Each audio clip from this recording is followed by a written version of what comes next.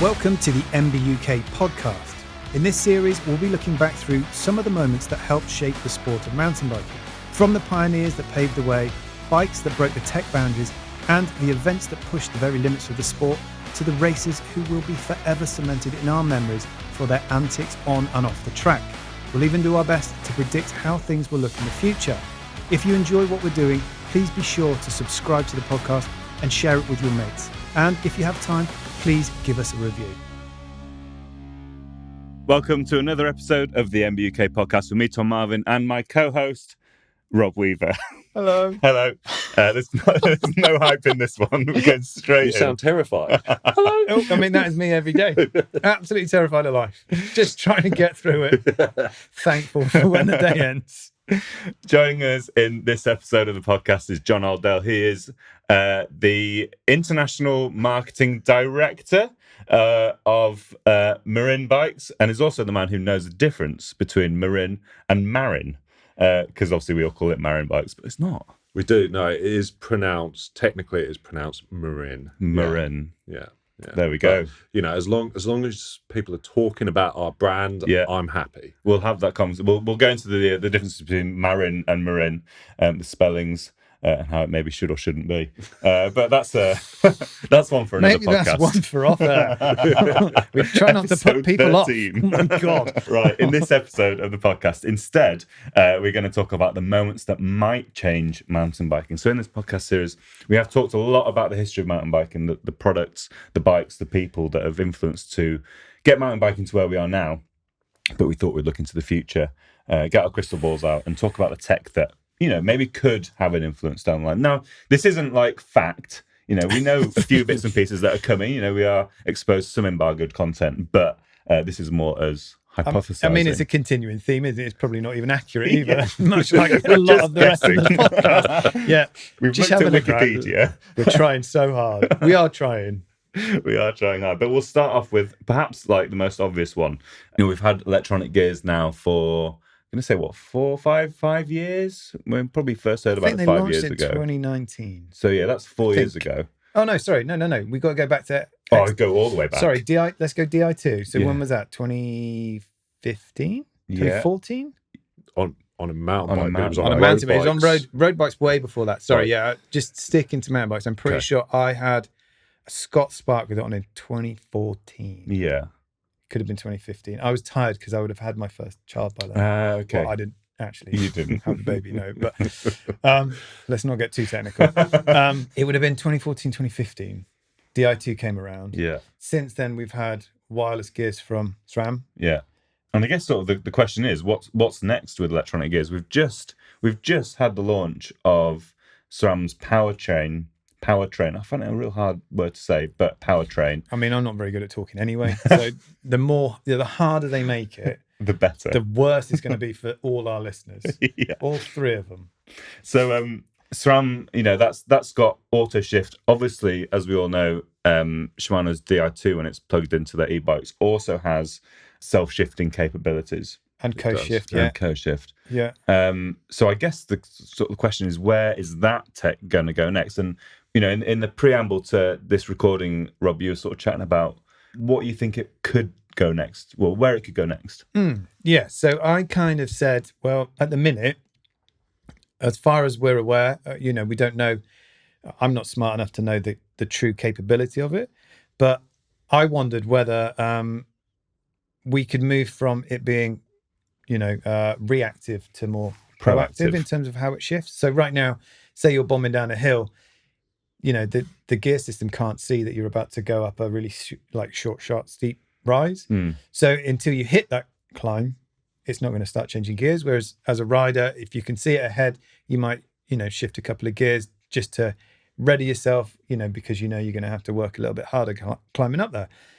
But what's to say you couldn't sync your GPS with that auto shift function?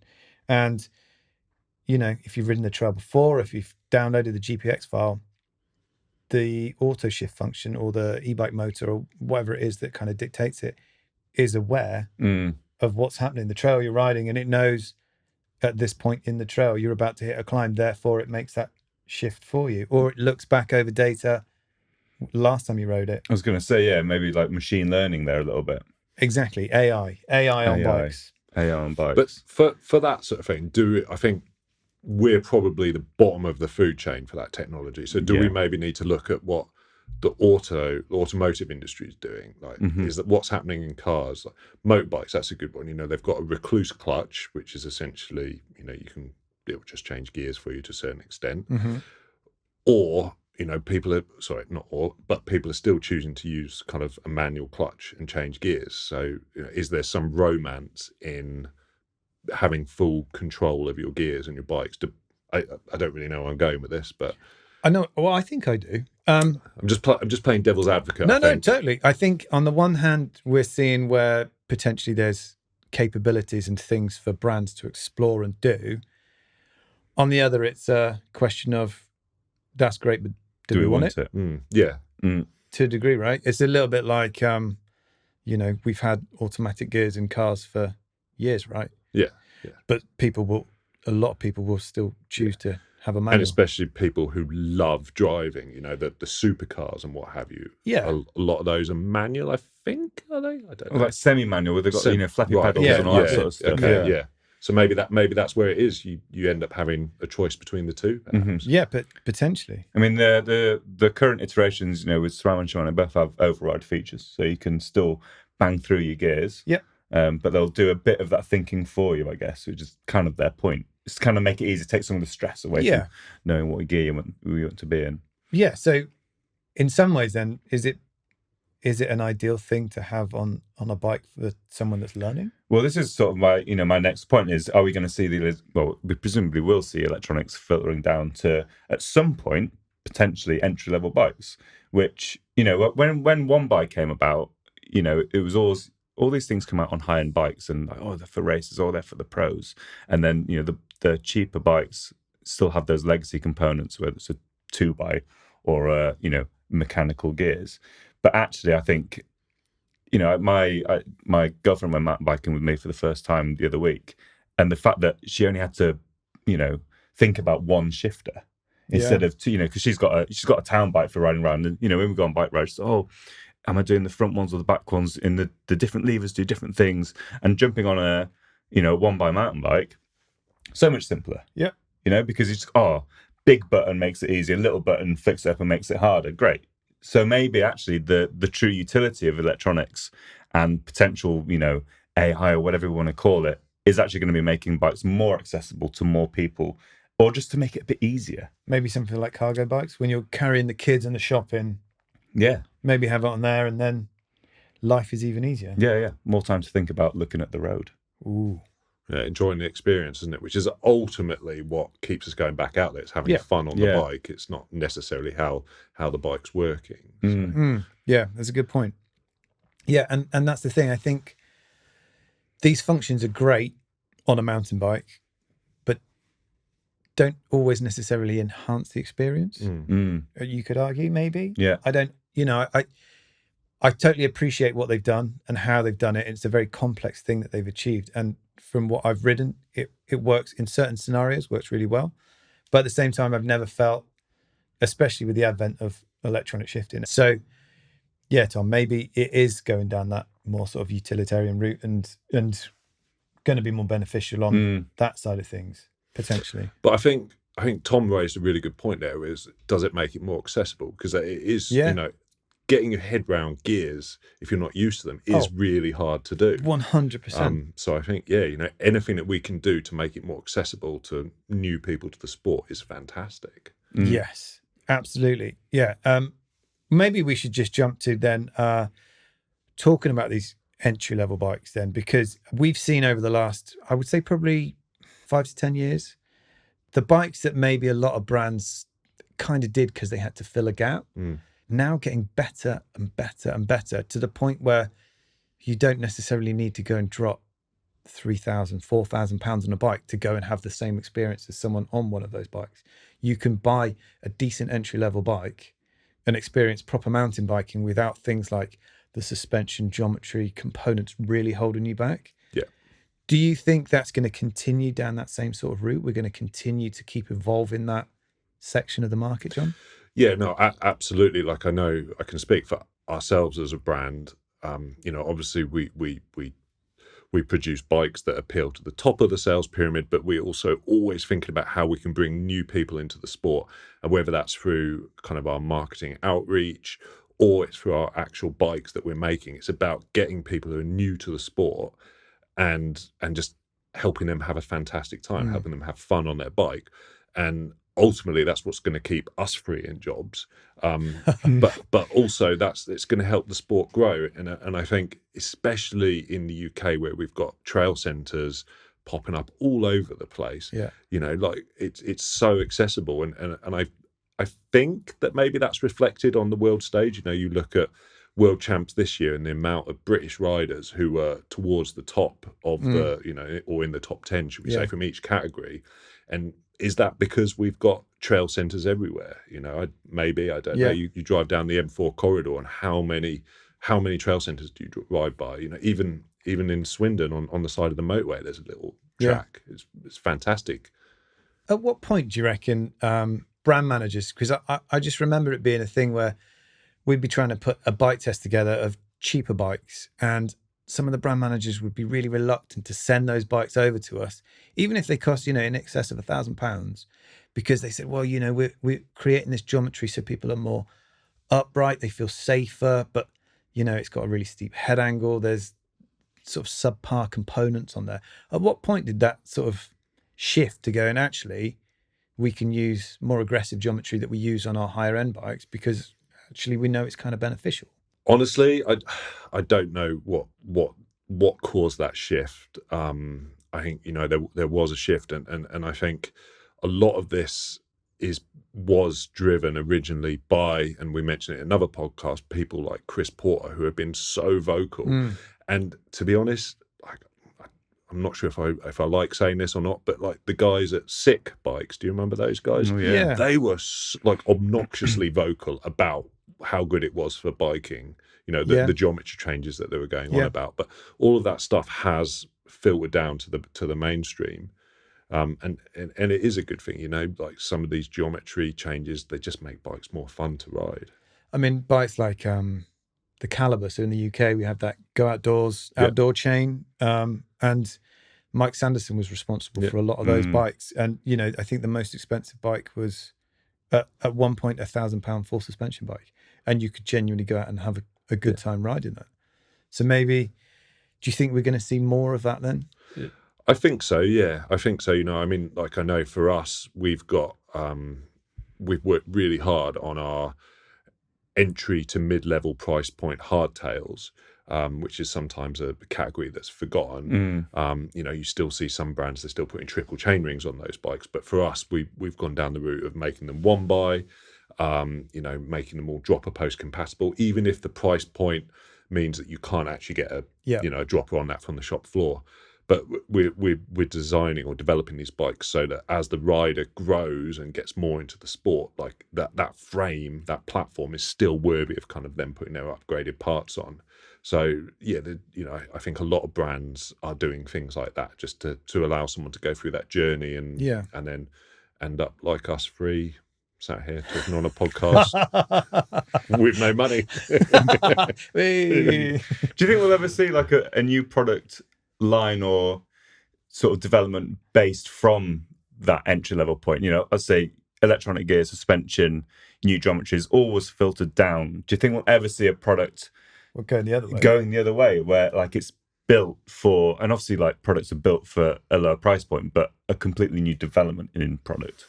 I'm not sure is the honest answer. I think it's a little bit like the aeroplane situation where you need those first class passengers to allow people to get the cheaper economy seats. So you've got to develop something that's going to cost a lot of money to develop a product. So you've got to develop it and then sell it at those points where the margin means that you're actually making a lot more money on it. Interesting. Thank you for your insight. I mean, that's a big one, isn't it? Well, I don't know so what would be a product that you could design from kind of the entry price point up that would then work at the premium price point? Oh, He's looking at a bike. Yeah, For those of looking at you a who are bike. watching, listening to this, he's looking at a bike from the 90s. Do you, I mean, you suspension see what I'm fork saying and there? I Like, understand what you're saying, Yeah. but I think I mean, we can't sort of cast our eyes into the future to exactly what's going to come out. But when we do so, we always think about what's going to come out that's going to benefit racers and rich people. Okay, I got first. one. Tires that don't puncture. Well, yeah, I mean, that was kind of my thought. But then the argument then would be, but racers need tires that don't puncture because that's what's going to cost Well, them. there the you race. Could go both ways, right? Yeah. If you had the tech for, I don't know, someone who commuted down alleyways on broken glass and needed tires that never, ever, ever were cut. Yeah, solid punctures, solid tires. Like you see every like 4 or 5 years, we'll get a foam tire coming to the office. But the design was adaptable to create something that would work for very sort of performance-based needs. There you go. We've created our own little thing. Yeah. Tom's off to write his business plan. Yeah, off John to signed up ChatGPT. already. Go on, John. That's I'll me. be a first customer. Big investor. I'm pretty sure I can find some money down the back of the sofa if that's all right. Yeah. Okay. Well, Yeah. that was a bit of a showstopper, wasn't That it? was, I apologise for that. Yeah. No. I think it's an interesting way to look at it. I think for me personally, it's quite hard to get my head around that because, okay, so I'm looking at a bike right now, looking at the suspension, but the effort and the energy that goes into designing certain elements of a suspension fork.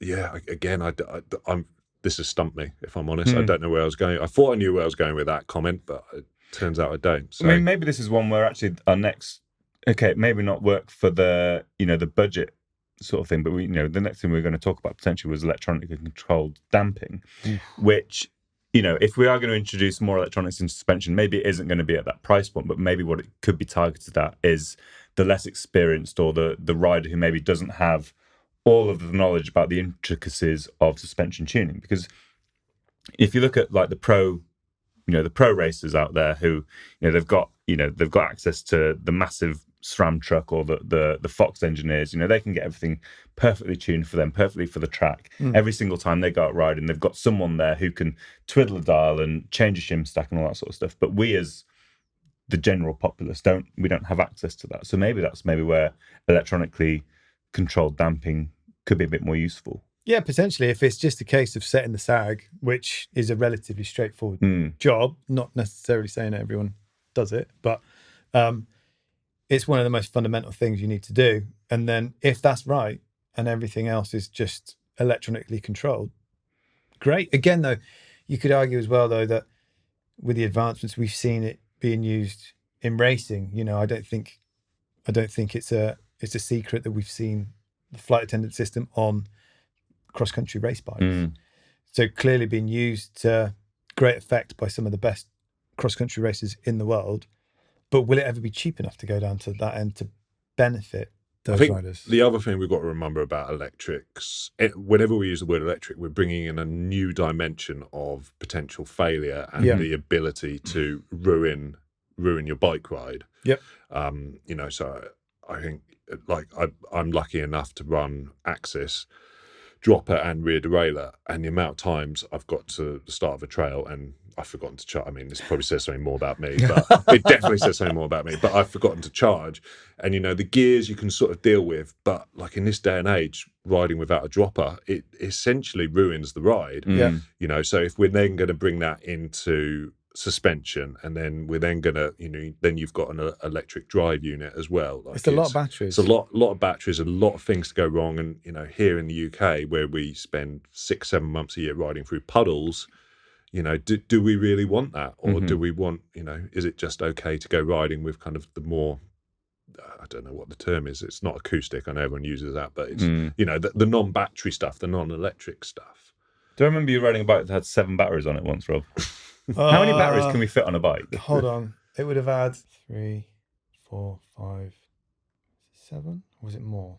Well, you could have your e-bike battery. You've got So I had it on a regular mountain bike. I had electronic gears, electronic seat post. That's 4. And then shock whiz on so flight attendant, so 5 and 6. Fork and shock, and then you have a cadence sensor. 7. Then you could have tyre whiz. Yeah, you could have tyre 8, whiz. 9. Yeah, You could have 9, and then you've got an e-bike 10. Oof. Can you imagine? That's a lot. Having to charge 10 batteries. Honestly, I absolutely brick it when I know I've got to take a bike out with loads of batteries. Like I set like a billion reminders on my phone. Yeah. Charge everything quick. Don't be the one that lets everyone else down the next day. Being that dick who's just like, oh, actually, Showed up with your fancy new hi kit. guys.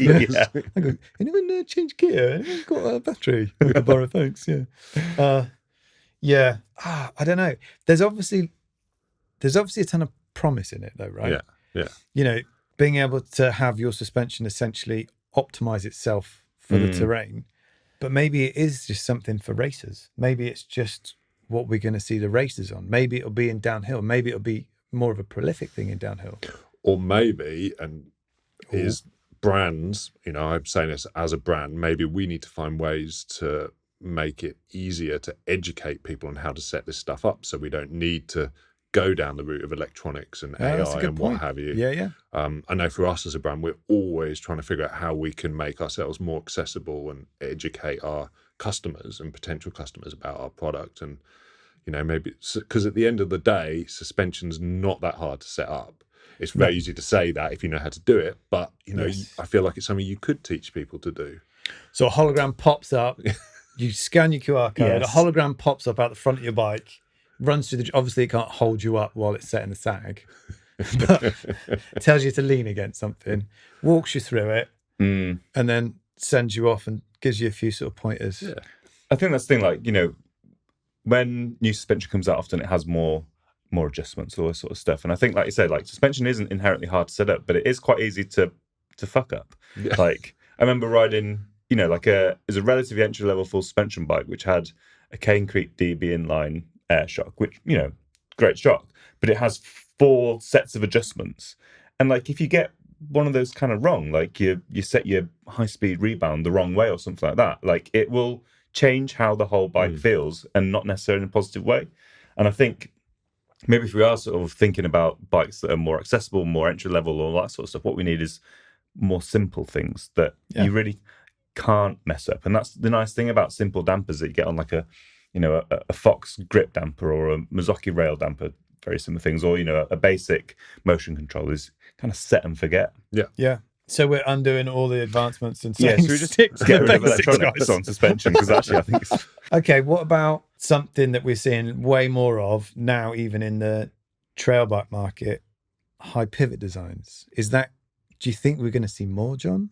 I think we'll see more, but I hate to say it, I think we'll see more driven from a fashion point of view rather than a true benefit. I mean, there's probably always going to be a benefit, but I feel like the cycle industry is one of those industries where kind of there's a real fashion kind of follow up to something that's doing well. The market can be quite reactive. Yeah. And I think like the high pivot thing, we all know it works, but it's also the latest and greatest thing that you have to have on your bike, isn't it, really? I guess, like you were saying earlier, though, we're adding complexity into something that we don't necessarily need to add complexity into, right? Because the stuff that we have now, the non-high pivot designs work pretty well. Yeah. What would be the benefit of going down that route? Should we do it, or should the brands do it? I mean, it's gonna make the back end of the bike work better. It's gonna make it pedal better. But is that the solution, or should we be looking at? I'm going to possibly jump to the next topic anyway, but looking at ulterior ways to drive the rear wheel. You know, should we be looking at gearboxes and how we can connect those two so it doesn't affect the suspension so much? Personally, I would rather see that. So we did actually talk about gearboxes in an earlier episode, didn't we? And sort of hypothesized as to why we haven't seen them, why there's only a few, like a handful out there, and only a handful of brands that have sort of embraced it. What's your take on it as to why we aren't seeing more of them? It's a tricky one, right? It's a tricky one for me to answer in my job, I suppose. But you know, I think at the end of the day, as much as we all love riding bikes, there isn't a business element to it, and you know, there's some big brands that, you know, are very successful, and at the end of the day, the rear derailleur does work. Like everything, it has its downsides, and you know, I would say a gearbox probably also has its downsides if we looked into it. But yeah, I think It's basically it's going to take for one of the two big drivetrain companies to make that jump, and then that'll be it. It will be game on. But yeah, for whatever reason, we're not there yet. I did sort of speculate last time saying about how there's potentially more acceptance from the bike brands now that both those two big brands have got e-bike motors out there, that maybe if they were to do that, there's, I suppose more uptake potentially. Do you think that would be fair to say? I think so. Yeah. Cool. I think for me, a logical evolution of the e-bike drive unit is for the gears to somehow be incorporated, encapsulated in it. But yeah, I suppose we are already starting to see it. So Eurobike this year, there was some stuff, on view for the public, which is always a sign that stuff's imminent. Yeah. Not from either Shimano or SRAM. It's important to add, but yeah, I think it's closer than it is further away. Cool, that's good to know. And nobody should read anything more than that's just some bumbling fool saying that. I'm not. I guess my sort of thought on, whether the big two are going to do, it seems that e-bikes is the obvious place to introduce a gearbox. Like, unless there's some step change in the technology and how a gearbox planetary system works. All the ones I've ridden, bar the classified, which is just a 2-speed, so it's, inherently a bit more efficient because there's less going on. They've all felt like really soupy. They've all felt syrupy. They've all not felt particularly great through the pedals, which even if there's like, percentage-wise, not a huge drop in efficiency. Psychologically, I always found them pretty disheartening to ride because they just don't feel great, in my opinion. And I think the whole excitement about e-bikes coming in and gearbox, maybe being integrated, it's Pinion who are doing that. I think we've seen that sort of being announced. I guess I'd always imagined, we speak about Shimano and SRAM bringing out gearboxes, maybe in conjunction with motors. SRAM have just launched a motor system which doesn't have a gearbox, and that strikes me as sort of saying that it is a little way off from the likes of SRAM, because why go down one route of creating a motor system with effectively an integrated Draylia driven gear system without going the whole hog of just doing a gearbox? Why haven't they just done a gearbox as their first, it seems they've gone down one pathway of having an exposed drivetrain system and a motor. They could have just gone down the gearbox system, and they didn't. That's a really good point. I personally, I don't know the answer to that. I think, and I don't mean this kind of maliciously at all, but there is definitely an element of chains, cassettes, and rear derailleurs to a certain extent wear out, and so that there's money to be made there. Probably the same way that I'm sure it's very easy to make a car engine that doesn't need servicing annually. In fact, I think so. You have to get that. car engine serviced annually. Oh, apparently, this is why I got no money. Yeah, so I think a lot of this stuff is perhaps possible. I think people perhaps think that the cycle industry kind of on the side that I sit on is, this big evil business that's just trying to, taking its time to do stuff. Whereas actually it's just, for the most part, it's guys like us sat there, usually pretty, I don't want to say understaffed, but, small teams. And there's only so much stuff is achievable in a short space of time. And, from experience and working for Marin, like you can be on the forums and whatnot going, the cycle industry is doing this, they're not doing that. And then, as soon as you do release something, like we released the nailed bikes, the back end, in my opinion, those back ends and those bikes work really well. But as soon as you release something that's different, oh no, what? No, we can't have that, So it's like you can't win to a certain extent. But yeah, I mean, I have no idea about what's actually going on with Shimano and SRAM, but I would be very surprised if there's not somebody somewhere working on a gearbox. Sure. It's just going to take time, and it's going to take time to get it right. And that's really important, because nobody wants to release a product that fails, because that will just be the end of it straight away. Very cool. All right, should we move on to our next one? Again, we're talking integration, sort of almost self-thinking integrated dropper posts. We've seen it. BMC have got their self-dropping dropper post.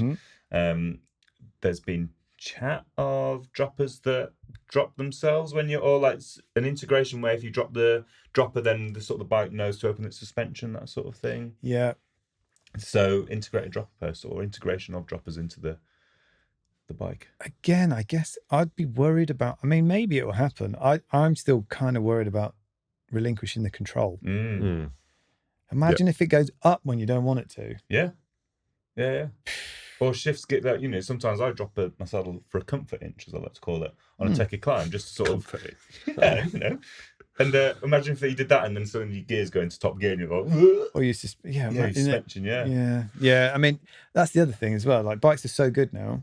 For the most part, I just kind of leave my suspension open. Yeah, suspension's open. For me, maybe this is more about me again, but like there's a romance between like the rider and the machine working together. 100%. And when you start to automate stuff, then there's kind of that's not there anymore. And will that take away an element of the fun from the ride?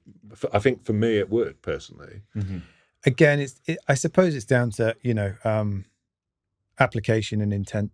You know, what's it going to be used for? Are we going to see it on everyday bikes? You know, I suppose like the BMC thing makes sense on the race bikes. Yeah, totally. Yeah. And I think that's quite cool. If I had it on like a regular trail bike and something was trying to dump a load of gears, stiffen my suspension up, and you know lift my seat post up or down whenever it wanted to, I'm not totally sure I'd be cool with that. Yeah. And I think again, for kind of some of this automated stuff, we've got to look to what's happening in the automotive industry. You know, like Formula One. Yeah, there's a lot of electronics there, but there's still a lot of like driver or support team override, and there's a lot going on there, isn't there, to kind of to make the two work well together. So yeah, I don't know that automation is the way forward personally. Yeah, maybe this is one of those things that is going to be, as I say, most applicable to a very select group of racers. You know, if you drop your seat post on an XC bike on an XC race, you're probably going to want your suspension open. Yeah. You know. Yeah. They're not looking for a comfort inch. Can we like take that phrase comfort inch, and you might start seeing that on Marins in the future. It's all yours. I'm not sure what we use it for. But, right. Yeah. What did we used to? We used to have the safety inch as well on the suspension. You try and reserve about an inch. Right. Make sure it ramped up enough in case you had a really bad moment, and then you're like, it's all right, I got my safety inch. I can handle that landing. There was always when Seb did his suspension setup things, you know, when you you pull up and do a bunny up and bang it down as hard as you can, like absolutely as hard as you can. You don't want to go all the way, because all the way is when you then blow your hands off. You need just that little bit of extra just to blow your hands off. My God. Yeah. I don't want to blow my hands off. No, neither do I. That's why you need your safety inch. Should we bring it back to something a bit more basic? Keeping air in tyres. Are we going to finally see like puncture-proof tyres? Is that going to be a thing? Because, you know, Mount St. Anne in 2023, and Snowshoe, in fact, watching the races go down, some of those guys, you know, their whole season, the points dependent upon them keeping air in their tyres, and it didn't work out for everyone. It feels like a very fundamental sort of, I don't know, relatively basic thing that we still haven't quite got right. Yeah. Are we going to see developments there without tyres weighing an absolute ton? I guess this is the thing, like the trade-off between puncture-free tyres, the other side of that is in general terms grip, right? Because you need a tyre that is supple and that you can alter and you can change the feel of it, which inherently introduces some sort of weakness, because if it wasn't supple, it would be really strong, but you'd also have no grip and no feel. So, you know, talk about Mont St. Anne, lots of people getting punctures. You also see a lot of people crashing because they ran out of grip. So what material science, it's got to be a material scientist who comes up with this thing. And, you know, the long lauded solid tyre that we used to have back in the day, which very little compliance, probably not very much grip, but never punctured because there's no air in it. Is that something we can return to with someone who's very smart at producing maybe a mousse that is variable in its density or its It sounds like you've done all the thinking. But if it's like obviously someone racing at Mont St. Anne they're pushing the absolute limits. So maybe that's not where we should be looking. Like if we look at kind of, you know, average Joe who goes out on a Saturday or Sunday, they've got tubeless, they've they've got a decent tubeless rim, they've got decent tape, they've got decent valve, they've got decent, some sealants are better than others, and then they've got a decent tire. Is this still really a problem, or is, for the most part, it's absolutely fine? I personally think we're pretty damn close now. Oh yeah. Don't get me wrong. I think it isn't a million miles away. It still feels like, or maybe it's just some bike brands insistent on putting lightweight tires on to try and get maybe a lighter overall weight, rather than just going, actually, we've got a good idea of how this bike's going to be ridden. We should probably put the sturdiest tires on. Maybe it is trying to move away from headline weights, because do they really matter? I mean, this is a whole nother podcast in itself, but I really don't think they do. No. Yeah. And I know for us as a company, like we're always getting asked about the weights, and we'll just say, look, it's check out the way it rides, take it for a spin, like don't worry. Like, a lot of the time, let's say you weigh 70, 80 kilos, and you can buy a bike that's 1 kilo lighter than a Marin. Well, that's what's 1 kilo when you weigh 80 kilos? It's nothing. Don't worry about it. You're better off having those better tires that you're probably going to end up going and buying anyway if it comes with some lighter weight. Yeah. I think the thing that gets me about puncture-proof tires or tire and wheel systems is that we're still beholden to a number of potential failures. Even if if you say that, okay, we can build a tire that's not going to get a hole in the sidewall, that's great. We're still sort of sloshing a bit of sealant in there that dries out and ends up in lumps in there, and we're still sealing our rims with a bit of sellotape. And let's be fair, you don't have the best relationship with tubeless tires. Yeah. A lot of failures there. Maybe that's it. But the thing is, right, and we joke about it quite a lot, because I am. You get terrible. quite angry about it. I get quite angry about it. I am terrible at mechanics. I'd never be a mechanic, by the way. Never ever want to be a mechanic. But I'm not entirely stupid. I'm kind of stupid. No, you're really I'm not not very good at it. But even I find the whole tubeless process a bit frustrating. It was 2 weeks ago, I had to wrap a rim in some sellotape to stop some air coming out of it. It's 2023. Can we not move on past this? I mean, I personally don't have those issues, right. and I'm being completely honest. But I don't want to be wrapping my rim in sellotape. No, you don't. Well, do you know what? That's why you should buy a Marin, because our bikes come tubeless ready. They've already got the tape in there. There shouldn't be sellotape. I know we've got Mavic's UST system. I mean, that should just be a given, right? A sealed rim. Why can't we just have a sealed rim? The old Crank Brothers were like that as well. I think, but then I think you could have a rim like that. But then what would you say if the cost of that bike then went up by £200 on the shop floor? Well, maybe if every rim was sealed, then if every bike was more expensive. Well, no, economies of scale. If every rim was sealed, so you didn't need sellotape on it, then they bring the price down. Economics. Come on, nailed it. I don't know. I do think though, if we're talking about tires that are never going to punch, we have to think about the wheel system as a whole, because there are inherent issues with it. Yeah, I mean, I suppose I was the one who brought this up, but at the same time, I raced the Stone King Rally last year on a set of double down Maxxis tires and had no issues at all. Didn't run any inserts, just put a bit of sealant in. But they probably weigh 1,300 grams each. Yeah, I guess that's back to the whole doesn't really matter. The weight thing, I wanted to finish the race. Yeah. And I knew that if I had punches left, right and centre, that's, it's going to not ruin the experience, but it's certainly going to impact it. Yeah. So it's a sacrifice I'm more than willing to take, is a bit of extra weight. Yeah. To have a more reliable bike. In a gravity racing intention. If you spent a lot of your days pootling around Swindley, do you want to poodle around Swindley with a 1,300 gram tyre front and back? But can you argue, didn't Pidcock get a load of punches just recently? So he's using lightweight, and he's, of anyone, he's probably so strong if you added an extra 100 grams to each tire Yeah, to for make sure. it so that he didn't puncture. But also, like you're talking about an extreme there, aren't you? Like, riding the Stone King. Oh yeah, Well, the clue's in the name, I suppose. So you need a better tire.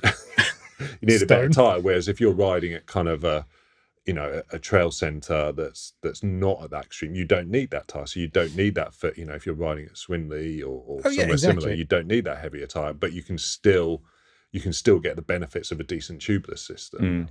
Yeah, I guess that's my point, was just that things have obviously progressed and we're at a decent point, but maybe there's still a bit of wiggle room. Obviously you think so. Yeah, I think that material scientist needs to come up with a viscose. Or maybe you need to buy shares in a sellotape company. Maybe that's it. Yeah, 3M. And with the money that you get from that, you create all these completely sealed rim beds that you can then sell back into the industry. There you go. At a lower rate, so they don't have to inflate the cost of each of their bikes. But in the short term, buy rims with lots of holes in and lots of sellotape. I think, another business plan for you to create. Well done. All right. Well, I think we've been through our list there. We've sorted out the future. We all know what's going to happen next. 3 grumpy old men, or 2 old grumpy old men and 1 middle-aged one. Yeah. I think we'll pull the close to this episode of the MBK podcast. Thanks ever so much for listening, and check out your podcast provider for more episodes. Thanks, John. Thank you.